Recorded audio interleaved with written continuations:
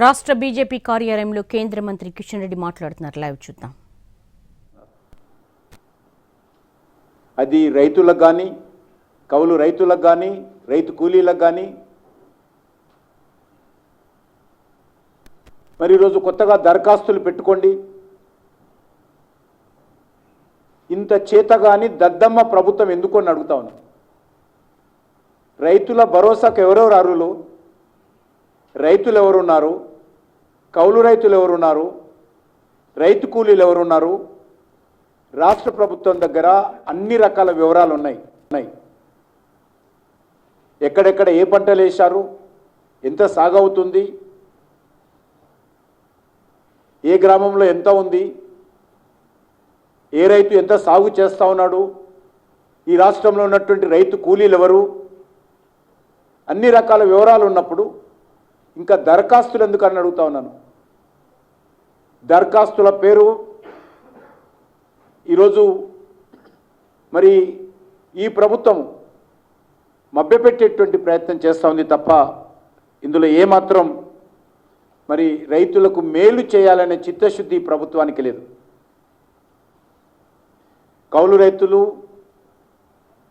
అదేవిధంగా రైతు కూలీలను నట్టేట ముంచే విధంగా ఈ ప్రభుత్వం ప్రయత్నం చేస్తూ ఉంది.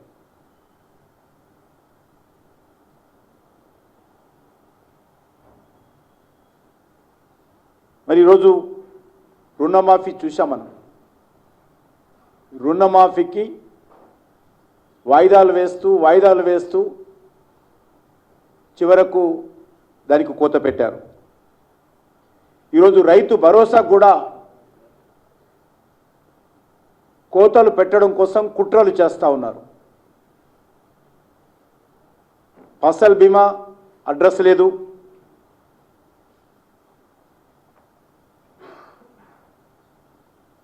రైతులకు మేలు చేస్తాము, మాది రైతు ప్రభుత్వము, అనేక రకాలుగా మాట్లాడారు.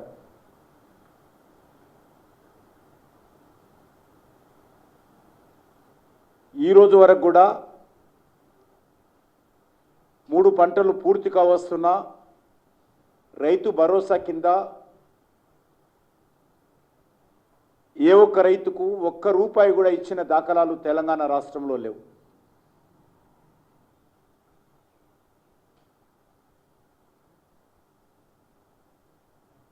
ఇదే వరంగల్ డిక్లరేషన్లో మరి అనేక రకాల హామీలు ఇచ్చారు. కాంగ్రెస్ కోట్లేస్తే మార్పు వస్తుంది, కాంగ్రెస్ పార్టీ అధికారంలోకి వస్తే ప్రజాపాలన వస్తుంది, ప్రజాపాలన వస్తే రైతుల జీవితాలలో మారుతాయి, తెలంగాణ బ్రతుకులు వెలుగవుతాయి అనే విధంగా అనేక రకాల మాటలు చెప్పి అధికారంలోకి వచ్చిన తర్వాత ఈరోజు కాంగ్రెస్ పార్టీ పరిస్థితి ఏ రకంగా ఉందంటే, ఏరు దాటే వరకు ఓడమల్లయ్య, ఏరు దాటిన తర్వాత బోడిమల్లయ్య అనే విధంగా ఈ ప్రభుత్వం వ్యవహరిస్తూ ఉంది.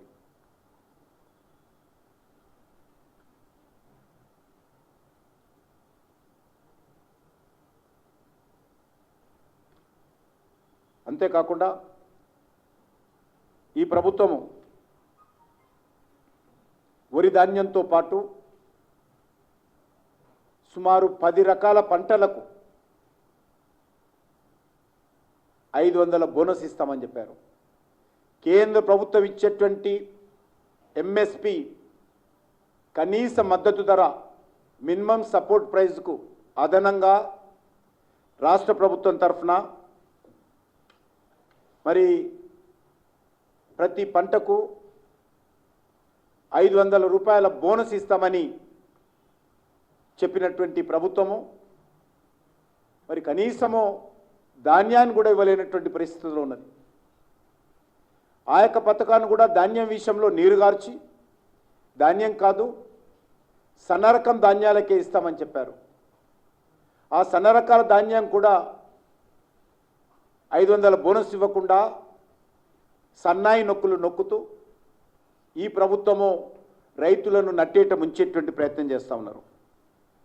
నేను అడుగుతా ఉన్నాను, పత్తి సీజన్ జరుగుతూ ఉంది, ఎందుకు ఈరోజు పత్తికి మీరు ఇస్తామన్నటువంటి 500 బోనస్ ఇవ్వడం లేదో రేవంత్ రెడ్డి రాహుల్ గాంధీ చెప్పాలి. మొక్కజొన్న మీద, కందుల మీద, సోయాబీన్ మీద, మిర్చి, పసుపు, ఎర్రజొన్న, చెరుకు, జొన్నలు ఈ రకంగా 10 పంటల మీద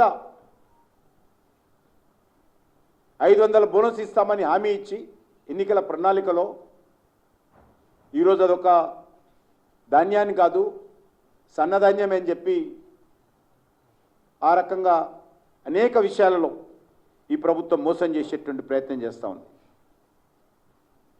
అంతేకాకుండా రైతులు ఎక్కడైనా ఆందోళన చేస్తే బీఆర్ఎస్ పార్టీ ఏ రకంగా రైతులకు బేడీలు వేసి రైతాంగాన్ని అవమానం చేసిందో కాంగ్రెస్ పార్టీ కూడా అధికారంలోకి వచ్చిన తర్వాత ఆందోళన చేస్తున్నటువంటి రైతులను అక్రమ కేసులు పెట్టి రైతుల చేతులకు సంకెళ్ళు వేస్తున్నటువంటి పరిస్థితి, రైతులను అవమానం చేస్తున్నటువంటి పరిస్థితి తెలంగాణ రాష్ట్రంలో కనిపిస్తాం.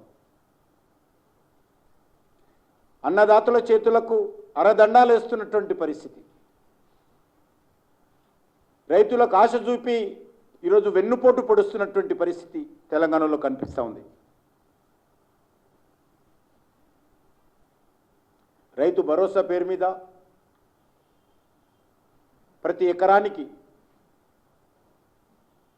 15,000 రూపాయలు ప్రతి ఏడాదికి ఇస్తామని చెప్పారు. సంవత్సరం పూర్తిగా వస్తుంది. కౌలు రైతులకు